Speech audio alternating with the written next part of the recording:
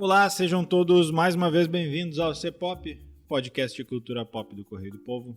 Eu sou o Carlos Correia e aqui comigo, mais uma vez, Márcio Gomes. E aí, Márcio, tudo bom? Oi, Carlos, tudo bem? Tudo. Hoje, eu e Márcio provavelmente vamos fazer o programa mais rápido da história do C-Pop, mas depois a gente explica por quê. A gente vai falar de O Enfermeiro da Noite, um novo lançamento aí da Netflix que está fazendo um relativo sucesso, pelo menos na Netflix, né? Tá nas primeiras colocações. Uma produção com o Ed Redmayne e a Jessica Chastain. Mais um filme de serial killer, mas com abordagem um pouquinho diferente. Então, subamos a trilha e vamos lá.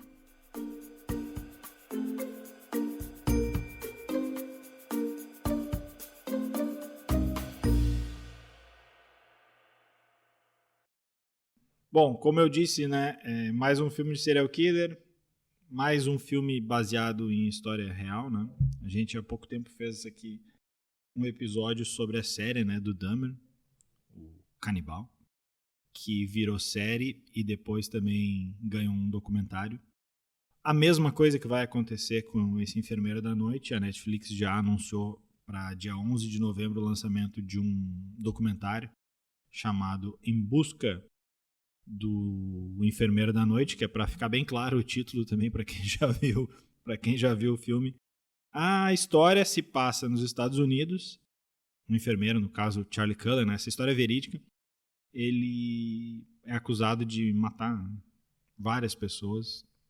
No filme ele se especula um número bem maior do que o que ele foi condenado.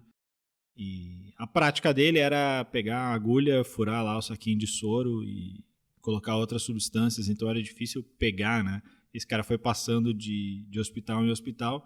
Os hospitais, querendo fugir de processo, não denunciavam, porque eu sabia que o processo podia cair para cima deles. Então o cara conseguia sair livre, porque, bem na verdade, ele não... Como é que eu vou dizer? Era difícil identificar que a coisa era dele. Sabia que alguma coisa estava acontecendo, ele era a pessoa sempre ali, mas demorou a ser pego. Tem muito como dar spoiler, não dar spoiler, já que é uma história real, baseada em uma história real, né? Mas vamos lá, Márcio, o que tu achou aí do filme? Gostou, não gostou? É mais um? Daqui a uma semana a gente vai lembrar desse filme ou não? Mais um filme de serial killer, né? Volta e meia tá trazendo esse assunto à tona aqui no C-Pop, porque é uma profusão de conteúdo nessa temática, assim. E normalmente esses assuntos ficam no topo dos mais vistos ali na Netflix e em outras plataformas também. Esse é um pouco diferente do que a gente tratou com o Dahmer. Eu acho que o tom dele é diferente. Ele tem um tom mais intimista, assim, ele tem um tom mais emocional e menos tenso. E isso se reflete em vários momentos do filme, tanto na maneira como ele é filmado, assim, nas tonalidades, assim, né, um filme mais escuro em alguns momentos, na maneira como o Redmayne interpreta ele, algumas vezes parece que ele se confunde com a própria paisagem do cenário, assim, né, parece que ele sai das sombras, assim, para dentro dos quartos dos hospitais, assim, parece que ele surge do nada, assim, como se fosse um anjo da morte pairando ali sobre os pacientes e tal. Então, o filme não tem, isso a gente pode até conversar depois, ver se o Carlos tem a mesma opinião do que eu. O filme não tem muitos momentos de tensão, assim, tem mais momentos emotivos, na verdade, ele apela mais para essa questão da emoção do que necessariamente para a coisa da tensão ou aquela coisa mais violenta da questão do Dahmer ali, né? Ele é um filme mais sensível até por se passar dentro do hospital. Ele se passa quase todo ele dentro do hospital, né? Tem algumas cenas externas ali, mas quase todo ele é dentro do hospital. Eu gostei dele, na verdade, eu não acho ele um filme tão ruim, eu acho que o Carlos gostou menos do que eu, né? Eu acho que é daqueles filmes que a gente sempre conversa aqui, os filmes nota 7 do Netflix. Mas eu acredito que as atuações ali, tanto da Jessica quanto do ator que faz o Charlie ali, que faz o serial killer, eleva um filme num patamar um pouco mais alto, assim. E por isso eu acho que ele sai um pouco da média, dessa média 7 do Netflix. Mas não vai ser, assim, como o Carlos falou, um filme que a gente vai lembrar daqui a um ano. Não, nem que a gente vai revisitar, a não ser que seja para ver alguma coisa de atuações e tal. Ou se esse serial killer tão esquecido, eu confesso que se eu tinha lido alguma coisa sobre ele, já tinha deixado para trás, né? A não ser que esse serial killer comece a ficar famoso e as pessoas comecem a revisitar esse filme para identificar alguns elementos da história, assim. Mas é isso, no geral é isso. Certamente não vai ficar entre os melhores do ano, né? Pelo menos para mim. Talvez, acredito que não pro Carlos. Mas não sei se talvez os atores aí concorram a alguma coisa de indicação. Aí o Carlos, que é mais especialista nessa área, pode falar um pouco melhor. Eu acho que ele é mais um daqueles filmes da Netflix que a Netflix sabe exatamente como fisgar o público. Não necessariamente por qualidade, mas por atração mesmo. Eu acho que ele é um filme nota 6. Eu não acho ele ruim, mas acho ele bem esquecível, assim. Só que ele chama atenção por vários aspectos, assim. Primeiro pelo tema, né? Netflix já sacou que qualquer coisa com serial killer vai dar audiência. Só precisa alguém lá para abrir a mão ou convencer o David Fincher. Cara, se vocês querem fazer tanta coisa com serial killer, renovem logo Mindhunter, voltem logo Mindhunter, que era a melhor série deles sobre isso. Por favor, façam isso, Netflix, nunca te pedi nada. Aliás, ontem saiu a notícia, né, fazendo uma vírgula aqui, ontem saiu a notícia de que renovaram a Sandman, né, para uma segunda temporada. Netflix também não é boba nem nada, o Sandman ficou vários dias ali na liderança, era só uma questão de tempo. Por mais que o Neil Gaiman tivesse falado que era uma série cara, né, e isso poderia complicar um pouco. Já esse filme aí o Enfermeiro da Noite, ele aparentemente é um filme bem barato, né, em termos de produção. Talvez, claro, né, a questão dos salários ali não seja tão fácil assim, porque são dois atores relativamente conhecidos, né, não é lá uma Julia Roberts, um Tom Cruise, mas são dois atores conhecidos e os dois vêm com selo, né, os dois ganharam um Oscar. Não, se a gente pegar um passado recente... Bom, a Jessica Chastain ganhou o Oscar esse ano, né, por aquele filme Os Olhos de Tammy Faye, que eu acho que quase ninguém viu, na verdade, fora o pessoal que votou no Oscar. Mas, enfim, o filme está disponível lá no Star Plus. E o Ed Redmayne ganhou pelo Teoria de Tudo, né, quando ele faz o... Putz, eu ia dizer o Einstein, mas não é o Einstein, é o... A gente esqueceu o nome aqui, o Márcio vai me salvar enquanto eu falo aqui. O Stephen Hawking, isso mesmo.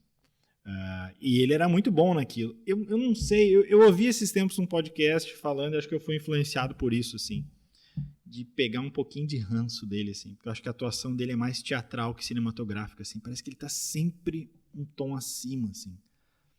Sempre precisa mostrar mais. Parece que ele é um ator de prêmio, assim. Ele vai estar sempre indicado, porque parece que ele está sempre buscando isso, assim. Eu tenho dificuldade em achar naturais as interpretações dele, ao contrário dela, assim. Ela eu gosto muito. Tem vários filmes dela que eu acho muito bons. Bom, Hora Mais Escura, né? Esse ano, eu já nem lembro se foi esse ano ou ano passado, acho que foi ano passado, né? O Cenas de um Casamento, que é aquele documentário aquela série da HBO, que na verdade era uma série do Bergman lá de trás, né? Mas enfim, que ela faz junto com o Oscar Isaac. Então, assim, o trabalho dela eu gosto muito, assim. Acho que o que chama a atenção nesse filme são os dois, assim. O Márcio falou, é verdade, né? O filme é meio escuro o tempo todo, assim, aquela luz de hospital. Não aquela luzona clara de hospital, porque eles estão no turno da noite ali, né? E eu não sei, em algum momento eu fiquei encucado com a minha TV, mas depois eu botei outra coisa e não, é o jeito do filme. Ele foi filmado, eu não sei, aí uma questão mais técnica, eu não sei com que câmera ele foi filmado, isso, aquilo. Mas a imagem parecia meio granulada, assim, o tempo todo, sabe? Todo, assim, parecia não é filtro, mas, enfim, achei estranho. Outra coisa que me chamou a atenção, e isso sim, talvez eu estivesse esperando outra coisa, o produtor desse filme é o Darren Aronofsky, que é o cara conhecido por filmes bem complexos, digamos assim, né? O Cisne Negro, o Requiem para o Sonho, mais recentemente aí o Mãe, né?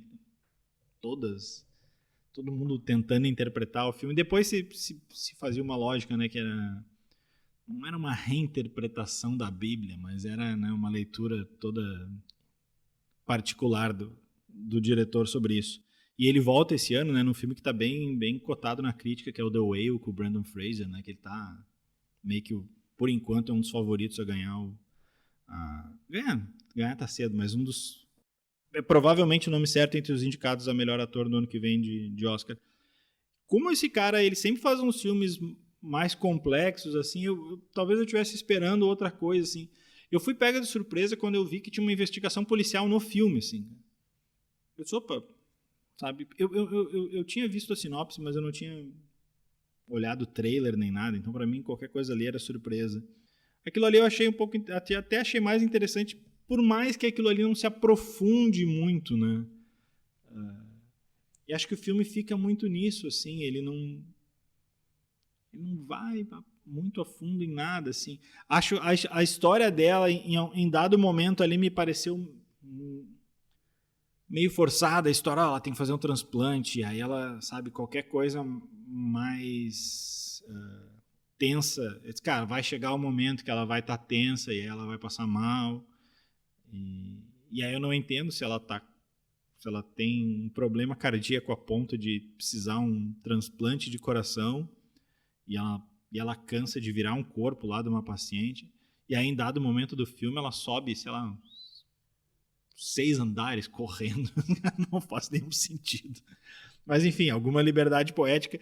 Aí depois eu também pensei, cara, essa coisa pode ser uma forçação de barra, mas se é uma história verídica, né? Acontece. Mas é isso, sabe? Eu não sei o quanto ele... Como eu disse, não vejo muito nem o que comentar sobre esse filme. Além dessas histórias de atuação em si, acho correto os dois. Não acho que nenhum deles se destaque para a premiação. É o primeiro filme do diretor, né? Tobias Lindholm. É o primeiro filme dele americano, né? Um cara que já tinha feito pelo menos alguns filmes dinamarqueses. Talvez seja um nome para ficar de olho, assim, mas como eu disse, a mim me pareceu meio que um nota 6, assim. Não sei, Márcio, o que mais que... E também não dá pra entrar na questão dos spoilers, porque a gente já deu os spoilers, né? O cara foi preso, tá preso. O cara segue preso, né? Pegou vários anos. Na verdade, eu acho que dá pra tocar no assunto. Eu acho que tu falou um pouco ali entre a questão do filme não se aprofundar, tocar em vários aspectos e não se aprofundar em nenhum deles, né? Eu acho que a questão da vida da personagem da Jessica Chastain ali, Chastain, enfim, eu acho que é bem resolvido, embora tenha essa questão da doença dela, que tu imagina em algum momento que aquilo vai se tornar um momento tenso, e não acontece. O momento tenso da história é o momento em que ela está no hospital e ela acorda, depois de ela ter tido um piripaque desses, e ela acorda com ele, o enfermeiro, do lado, e daí tu imagina que será que se ele contaminou o soro dela ou não, né? Tanto é que ela acorda e a primeira coisa que ela faz é tirar o soro e tal. Meio desesperada, porque nesse momento ela já descobriu que ele estava contaminando as amostras ali. Então esse é o momento, para mim, de maior tensão do filme ali. Porque de resto, enfim, entendo a escolha de fazer esse filme dessa maneira, de fazer uma coisa mais obscura, mais contida, mas isso tira todo o caráter empolgante da história, né? Porque a questão da investigação ela fica meio perdida, porque os detetives eles não fazem basicamente nada. Quem descobre toda a história é ela. Inclusive quem faz o interrogatório que faz ele confessar é ela, né? Ela é a mais detetive, a enfermeira é a mais detetive de todo o filme. Os caras meio que só tem a tenacidade ali de investir na história, né? Porque sabe que a coisa tá errada e tal, e vão a fundo, e mesmo quando são afastados do caso, continuam insistindo, né? Então são mais teimosos do que qualquer outra coisa, mas quem faz as grandes descobertas e liga todos os pontos é a enfermeira, né? Então essa parte da investigação acaba meio perdida. A questão da relação dela com ele também chega num ponto em que, mais pro final do filme, eu acho que meio que se perde, porque não fica muito claro qual é a relação que eles têm, se é uma relação romântica, se não é. Eu acho que isso fica meio dúbio em toda a história ali. e também não se tem uma ligação em que ele fica fica cuidando dos filhos dela, eles têm uma proximidade, mas o filme não apresenta o nível dessa proximidade, o quanto impactava na vida dela a presença dele ali. Então, tipo, essa ruptura entre os dois e o quanto ela se sente traída com essa história toda também não nos dá a dimensão. E mesmo a questão dos pacientes ali, em que os pacientes vão morrendo, tipo, tu tem um contato com os pacientes na hora em que ele vai atacar, então é uma coisa muito... tu não cria vínculo com nenhum deles, né? Então, como as mortes não são brutais, não tem uma ruptura em que tu fica chocado com aquelas mortes, que são umas mortes mais... as pessoas morrem numa cama de hospital. Também é o impacto emocional que o filme te tira, então fica mais aquela coisa, né, de o quanto tu tá exposto numa cama de hospital e vulnerável a fatores externos em que tu não pode controlar, assim, e eu acho que essa é a impressão que o filme te dá, assim, tu fica exposto ali e tem um enfermeiro que pode a qualquer momento cometer um caso, um erro médico, alguma coisa desse nível, assim. Eu acho que é um pouco essa a história, ainda mais agora que a gente veio de uma era em que muitas pessoas passaram muito tempo dentro de hospitais por causa da questão da pandemia, né? Então, eu acho que é isso. O filme não se define em alguns momentos, né? Fica pairando entre a questão da investigação, a questão do relacionamento entre os dois e a questão do serial killer. E às vezes parece que se perde aonde apostar todas as fichas, assim. Mas de resto, enfim, cumpre com a função de ser mais um conteúdo de serial killer para Netflix ali. Agora o Marcos estava falando de hospital, o filme se passa em 2003, né? Mas pra gente, né? Como é engraçado ver agora qualquer coisa que se passa dentro do hospital e ninguém de máscara, né? A gente já mudou o nosso padrão completamente. Enquanto o Marcos falava, me ocorreu uma coisa aqui que talvez valha um pouco mais para o filme. Se a gente não está acostumado demais e se as produções atuais não estão fazendo isso com a gente, ele é um filme reto, né? Tu já sabe que ele é o assassino ali, tipo, na sinopse já tá isso aí, então não é spoiler nenhum, não tem surpresa nenhuma, e daí pra frente ele é um filme retinho, assim, ele não tem nenhuma virada, ele não tem plot twist nenhum. Eu não sei até que ponto a gente não tá mal acostumado nesse sentido, né? De tudo que é filme tem que ter uma virada. E o cara é isso, o cara fazia aquilo e ele vai ser pego. Na verdade, ele foi pego com relativa facilidade. Foi só. Eu acho que o filme tem ali. Vamos lá, vamos entrar num subtexto, tá? Tem uma crítica ali à questão dos hospitais, né? Que os hospitais, não literalmente, mas enfim, lavam as mãos em todos os casos. Talvez ali não é RP, né? A mulher do jurídico ali, a diretora do jurídico do hospital seja, de certa forma, não tão vilã que nem ele, mas também uma vilã da história, porque ela sabe o que está acontecendo e eles não fazem nada. E fica implícito que todos os hospitais tiveram o mesmo comportamento, né? Ele quando chega no começo do filme, ele já passou por 8 ou 9 hospitais, né? Então, assim, e quando ela encontra a outra enfermeira já diz, cara, ele é suspeito de fazer isso. Então, assim, é um cara que circulava abertamente com a ciência dos hospitais de que isso acontecia, só que para tu denunciar um cara desses, tu vai admitir que alguém morreu no teu hospital. E aí tu imagina o processo que tu vai tomar por causa disso. Tanto que depois lá, de novo, né, entrando em spoiler, mas spoiler de vida real a gente meio que ignora aqui.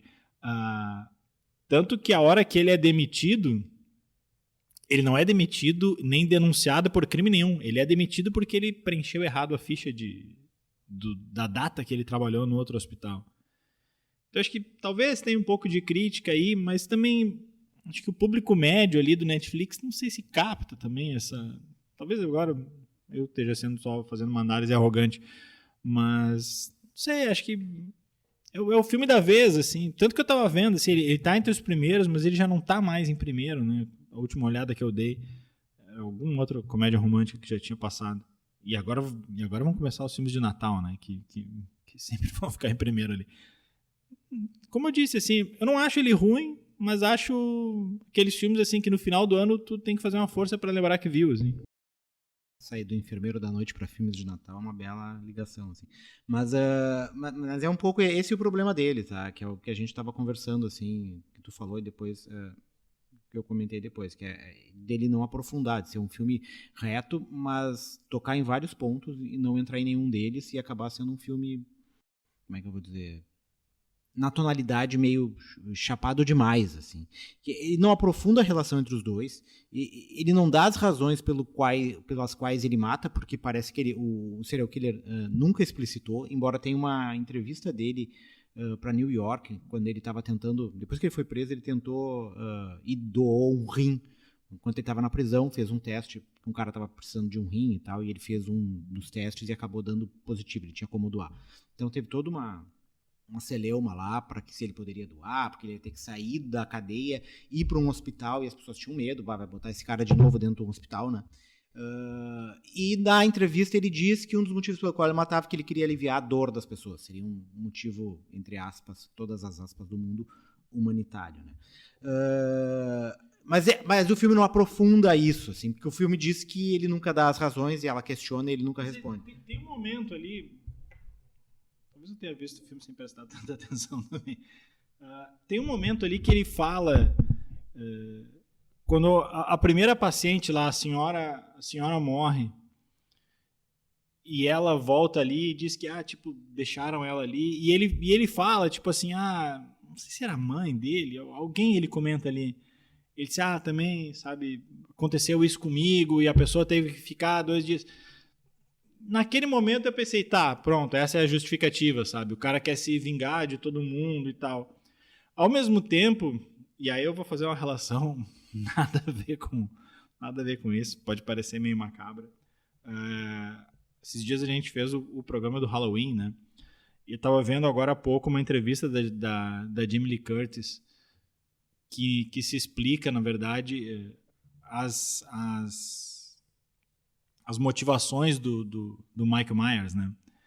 E aí ela diz que tem toda aquela história ali de que tem um filme que ele diz que ele seria o irmão dela, e na real depois eles apagam isso da história, né?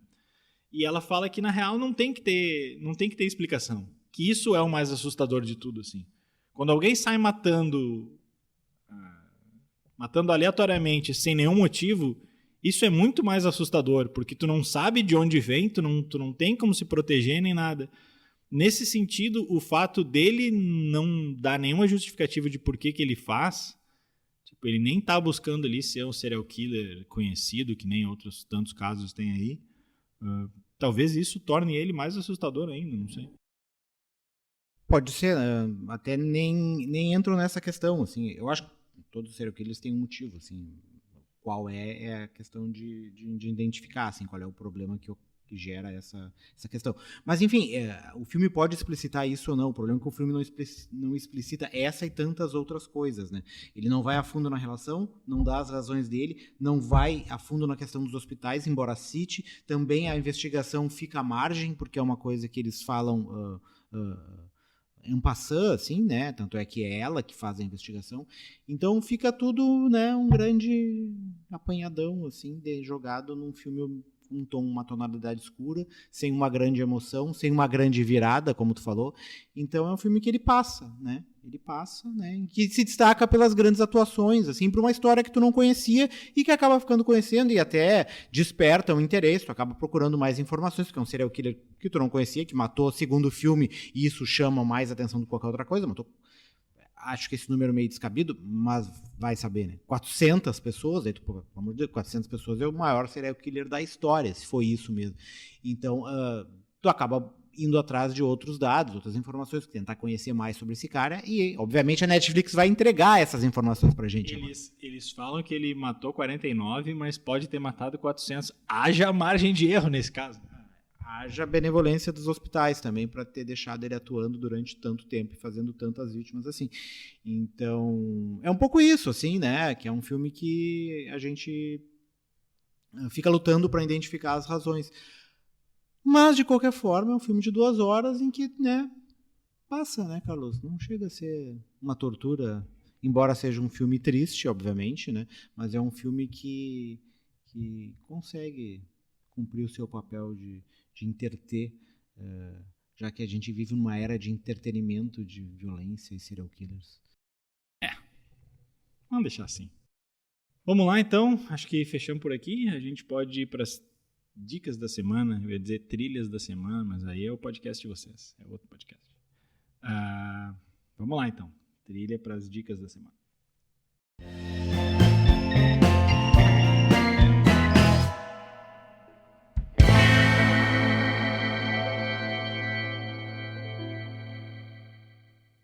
Buenas. Vai lá, Márcio. Tu começa. Já que o Carlos levantou a bola, eu vou chutar de primeira e falar do novo podcast, então, como dica. A Mari Ananek vibra aqui, nossa editora, que é o Fita Expressa, nosso podcast de música que estreou semana passada. Já está com 2 episódios no ar. Um é sobre a Taylor Swift, um novo disco da Taylor Swift, e o segundo sobre a Feira do Livro, né, dando dicas de livros que unem literatura e música. E semana que vem teremos um outro episódio que ainda vamos debater aí qual vai ser, né, Mari? O Carlos deu uma sugestão aqui, depois eu converso com a Mari aqui. Então, depois dessa dica meio jabá, assim, vamos para uma outra dica diferente, que não é uma dica jabá, que é uma série da Apple TV Plus, que é Mal de Família. O nome é meio estranho, né? O nome em inglês é um pouco mais adequado, assim, que é Bad Sisters. É uma série em 10 episódios. Ela começa com um velório. Morre o principal antagonista da série, que são 5 irmãs, na verdade, e esse cara que morre no primeiro episódio da série, que aparece no velório dele, ele é casado com uma das irmãs. E logo no velório tu nota que nenhuma das irmãs gosta do cara, na verdade todas elas odeiam o cara e falam mal dele no velório, e à medida que a série avança, tu vai descobrindo as razões pelas quais elas odeiam o cara, que chamam o cara de escroto, prick, né? E ao mesmo tempo em que elas vão contando as suas histórias da relação com ele e o quanto ele fazia muito mais do que bullying, né? Fazia alguns atos até de violência à medida que a série vai avançando e tu vai descobrindo. Ao mesmo tempo tem uma empresa de seguro que tem que pagar o seguro para essa viúva e que começa a investigar, porque eles não querem pagar o dinheiro, eles começam a investigar para ver se o cara realmente morreu ou se ele foi assassinado. E essa é toda a trama da história. Daí a história se divide entre o momento atual, né, que é essa investigação para saber se o cara morreu ou se alguém matou ele, e o passado, que conta a relação do cara, né, do tal do prick, do escroto, com as irmãs e com a mulher dele. Daí tem toda a questão do machismo, da misoginia, da violência e do bullying. É uma série que tem tons de comédia, mas também tem tons de momentos sérios e dramáticos e tal. Uma curiosidade da série, a personagem que faz a Becca, que é a irmã caçula de todas as irmãs, é a Evie Hilson, se eu não me engano, não sei se esse é o nome de pronunciar certo o sobrenome, e ela é a filha do Bono, do YouTube. Então é isso, Mal de Família está na Apple TV Plus. Essa é uma série que vem sendo bem falada também, né? Como é que tem trocentas coisas para ver? A minha dica é um filme de guerra que também entrou na Netflix. Nada de Novo no Front. Na verdade, a terceira versão que chega aos cinemas, né? Talvez a mais conhecida seja lá de 1930, que chegou a ganhar, ótimo, né? Que ganhou o Oscar em 1930 de melhor filme. O diretor também, o Lewis Marston, ganhou o prêmio de melhor diretor aquela vez. Agora é uma versão alemã. Na verdade, é o filme mais caro, filme alemão mais caro da história da Netflix. E tu vê onde está o dinheiro ali, porque é muito design de produção e figurino e tudo mais. A fotografia do filme é muito boa, cara. É impressionante. O filme tem 2h30, eu acho. 2 horas e... quase 2h30, 2h28. É um filme de Primeira Guerra, né? Eu não sei se é daquelas coisas que dá pra falar que ele tem uma mensagem pacifista, porque toda vez que tem um filme filme de guerra que mostra todo mundo se fudendo, a gente tende a achar que é filme pacifista, mas pode ser visto assim também. Ele demora um pouco, no meu ponto de vista, ele demora um pouco a engatar. Eu acho ele meio lento e no começo, assim, e como são atores que a gente não conhece tanto, assim, eu demorei um pouco a pegar quem era quem, quando volta ali, tipo, aquele ali era o fulano, aquele lá era o cicrano. Mas, assim, a partir de um dado momento, quando tem uma cena de ação, eu disse, caramba, velho, esse cara filma bem filme de ação, sabe? O cara é muito bom, o diretor, né? No caso, minha pronúncia para alemão, né? Mas vamos lá. Acho que é Edward Berger. E assim, não só as cenas de ação são muito boas, como os planos, ele dá uns planos. E é uma pena que esse filme não saia para cá no cinema, porque esse era um daqueles que era o indicado a ver na maior tela possível, assim, se desse para ver no IMAX, então melhor ainda.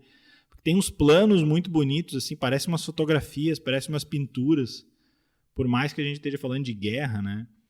E lembrando que Primeira Guerra, né? Tem muito filme de Segunda Guerra. A Primeira Guerra também foi um horror desgraçado, né? Morreu gente pra caramba e por nada, assim. É engraçado porque eles mostram talvez uma outra visão ali a partir do governo alemão, né? Os soldados alemães não estavam... Tipo, ninguém queria ir pra guerra, nem ninguém queria matar ninguém. Mas uma vez que tu tá lá, né? Então... Achei muito bom mesmo. Nada de novo no front. É daqueles filmes que aqueles projetos da Netflix tentando beliscar Oscar. Eu acho que para filme não sei se eles vão levar, até porque é difícil o fato dele ser filme estrangeiro, né? Esses dias tinha uma matéria, não sei se era na Variety, enfim, algum desses sites de cinema americanos falando como o Oscar ainda tem dificuldade de conseguir ler filmes estrangeiros para categorias maiores que não só de filme estrangeiro. Talvez esse filme, junto com outro queridinho aqui do C-Pop, que é o RRR, que está fazendo uma puta campanha para conseguir também, que não foi indicado pela Índia, né? Ele não tem como concorrer a melhor filme estrangeiro, o RRR. Eu acho que o Nada de Novo no Front deve ser indicado pela Alemanha. E se é que já não foi, aqui tá me faltando informação só. Mas, assim, para outras categorias, para as categorias técnicas, eu acho que esse filme Nada de Novo no Front vai abocanhar ali umas boas 5 ou 6 indicações ao Oscar. Então, fica aí a dica, Nada de Novo no Front, a versão de 2022 que tá na Netflix. Certo? A gente vai ficando por aqui, agradecendo a edição. Aí agora eu vou perguntar para Mari, vamos fazer ao vivo aqui, quem é a edição dessa vez? É o Aleph? A edição do Aleph Alencar. A gente volta na semana que vem. Um abraço e tchau.